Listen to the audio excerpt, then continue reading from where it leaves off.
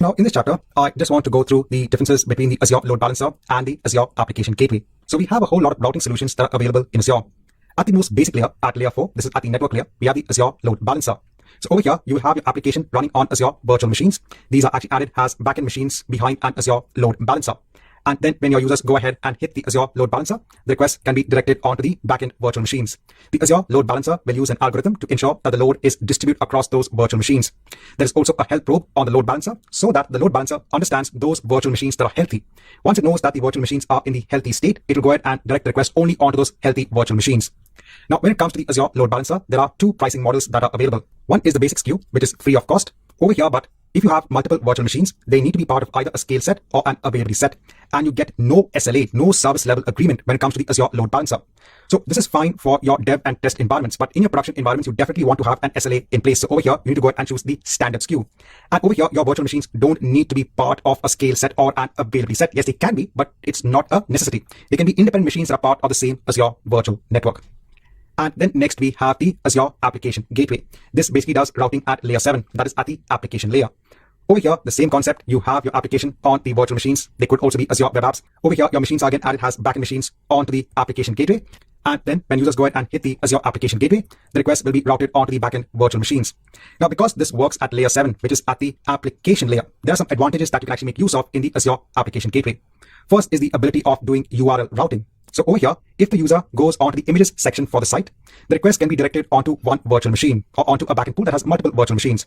And if it goes onto another area in the URL, the application gateway can route the request onto another backend pool. So you can have multiple machines which are going ahead and serving different sorts of data depending upon the URL the user is actually entering in the browser. So this is a URL routing feature that is available. You also have SSL termination. So over here, your Azure Application Gateway will take care of processing the SSL certificates, which is used for secure communication. Over here, then your backend machines don't need to be bothered with the processing of the SSL certificates, and the compute power of your virtual machines can instead be used for processing the request itself.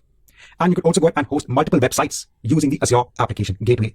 Now, a common question I get from students is, what is the difference between layer 4 routing and layer 7 routing? Because the Azure Load Balancer works at layer 4 and the Application Gateway works at layer 7. So this is actually based on the OSI model. So the OSI model determines how requests actually flow from one system onto another. So let's say you have a web application on a virtual machine. All the traffic onto that web application or onto that server flows via the network interface that is attached onto the VM. And on the client side, you are, let's say, making a request to get something from the web application via your browser. You are working from a workstation which has its own network interface. And all of the requests and the response are basically flowing via the internet and via these network interfaces. So these are all different layers at which the traffic is flowing. At the most lowest layer, that's layer 1.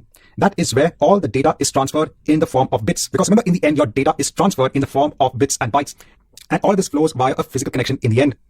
At layer 7, this is the application layer. So over here, you can go ahead and look at your browser as the application. You are making a request via the browser at layer 7. The browser then goes ahead and sends the request onto the operating system, which is running on your machine. So we're going down in the layer. Then your operating system will go ahead and encapsulate that request in the form of packets. Those packets are in the form of bytes. And over there, that packet of request is then sent onto the server. When the packet of data is sent onto the server, that packet of data will also have what is the IP address that the packet of data needs to be sent to. All of this is based on the specification of the OSI model. So how do you take data and transfer it onto a destination? Because the destination, you need to know what is the IP address. Where do you want to go ahead and send the packet of data to? So it's important to go ahead and know the IP address and also know the port number, because your web application will probably be listening on port 80 on a particular IP address. Once the packet of data, the request is reached onto the server, onto the web application will go ahead and process the request, and then the web application now needs to go ahead and send the response back onto the user. So now again, it will use that same OSI model infrastructure. It will go ahead and basically take the response, again form it in a packet, and the packet will now have the IP address of the client machine. So over here, when you're looking at layer 3 and layer 4 load balancing, we are looking at the pure network layer. The network layer only has the IP address, the port number, and basically the packet in the form of bits and bytes.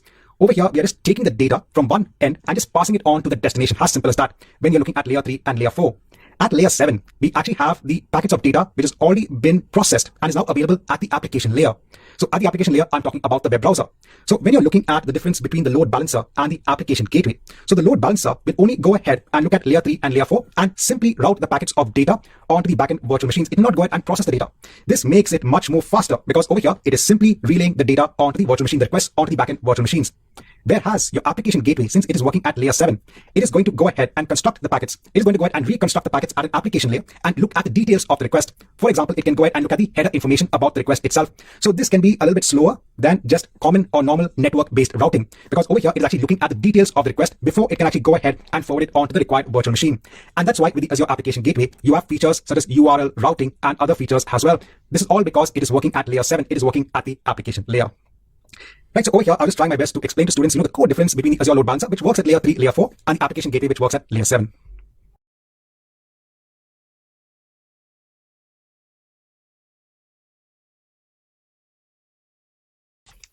Now, in this chapter, I just want to have a review when it comes on to the implementation of the load balancer service. So what I've gone ahead and done is I've spun up two virtual machines. This is based on Windows Server 2019. They are in the North Europe location and they are in the same Azure virtual network. They are not part of an availability set, nor are they part of a virtual machine scale set. These are two independent virtual machines that are part of an Azure virtual network. Now, on both of these machines, I've installed Internet Information Services, and I have a default.html page that is located in CINET pub root. So in my courses, when it comes onto AZ104 or even AZ303 in the past, I have shown various use case scenarios on how we can actually implement the Azure Load Balancer. Here, I just want to have a review on the implementation.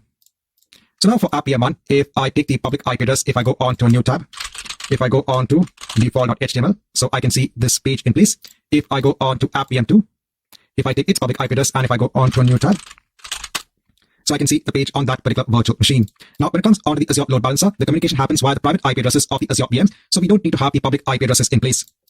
So I'll just close the sessions which I have open on both of my VMs. Then I'll go on to each individual VM. Since I'm on AppVM2, I'll go on to the networking section. I'll go on to the network interface. I'll go on to IP configurations. I'll go on to the IP config. Let me disassociate the public IP address and hit on save. I can do likewise for the other VM. So I'll go on to my virtual machine service. I'll go on to AppVM1, go on to networking, go on to the network interface, on to IP configurations, on to IP config. Here, let me hit on disassociate and click on save. This will just take a minute or two.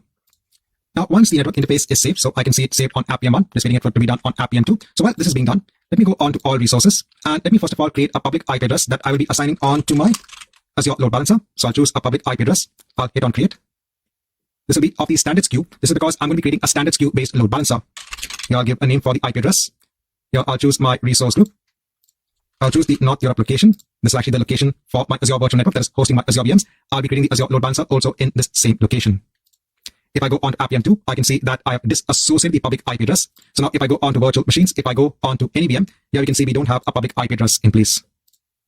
I can see it is deploying the public IP address. Once this is done, I'll go on to all resources and now let me create a load balancer. I'll search for load balancer and let me hit on enter. So let me enter the marketplace. I want to search for the load balancer which is provided by Microsoft. I'll hit on create. I'll choose my resource group. Just give a name. There are different queues when it comes onto the load balancer. I'll choose the standards queue. I'll scroll down. This will be a public type of load balancer because I want requests from the internet to actually reach this load balancer. This will be a regional load balancer. I'll go onto the front-end IP configuration. I'll add a front-end IP config. I'll just give a name. I'll choose the public IP address that we created earlier on. That's load IP. I'll click on add. I can go and also add a backend pool here itself. So let me add a backend pool. Just give a simple pool name. I'll choose the virtual network that is hosting my virtual machines. Here I'll click on add. I'll choose AppVM1 and AppVM2. I'll click on add. Let me click on add here. So I have my backend pool also in place. I'll add my load balancing rules a little bit later on. I won't add any outbound rules. I'll go on tags. I'll go on review and create. And let me hit on create. Let's come back once we have the load balancer in place. Now, once I have the load balancer in place, I can go ahead on to the resource. If I go on to my backend pools, I can see I have my VMs as part of pool A. Now, let me define a health row. This allows the load balancer to understand whether the virtual machines in the backend pool are healthy or not. So it will send a simple request on or using the TCP protocol. If it gets a response back, then it understands that the virtual machines are indeed healthy. I'll click on add. Let's wait till the health probe is deployed. Once I have the health probe in place, then I'll go ahead and now add a load balancing rule. I'll click on add. Just give a simple rule name. I'll choose my front-end IP address. Choose my backend pool name. Here, I'll choose port 80 when it comes onto the load balancer. And my application is basically listening on traffic on port 80 on Internet Information Service. This is a normal HTTP port. Here, I'll choose my health probe. I'll leave everything as it is. And let me click on add. Again, this will just take a couple of minutes. Once I have the load balancing rule in place, I'll go on to the IP front-end configuration. I'll take the public IP address that is assigned onto the load balancer. And I can see I can reach Internet Information Services. If I do a default.html, I can see I'm being redirected onto AppVM2. So now the load balancer will actually load balance the user requests across the Azure virtual machines. So in this chapter, I just want to do an implementation review when it comes onto the Azure Load Balancer.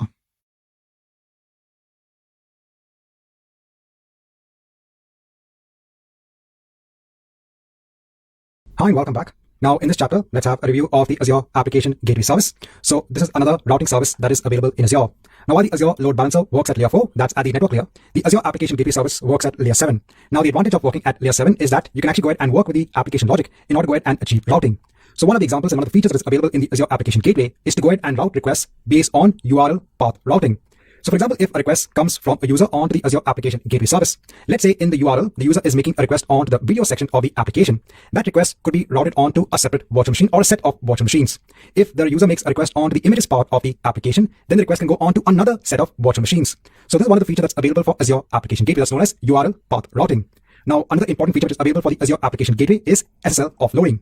So let's say that your request is going via SSL or HTTPS. So normally, without the Azure Application Gateway, if a request is being made onto the applications being hosted on the virtual machines, the virtual machines would be responsible for decrypting that information, that secure information, which is being sent via the user's request, and then go ahead and process that information. Now with SSL offloading, you can actually go ahead and give the responsibility of, decrypting the request with the Azure Application Gateway.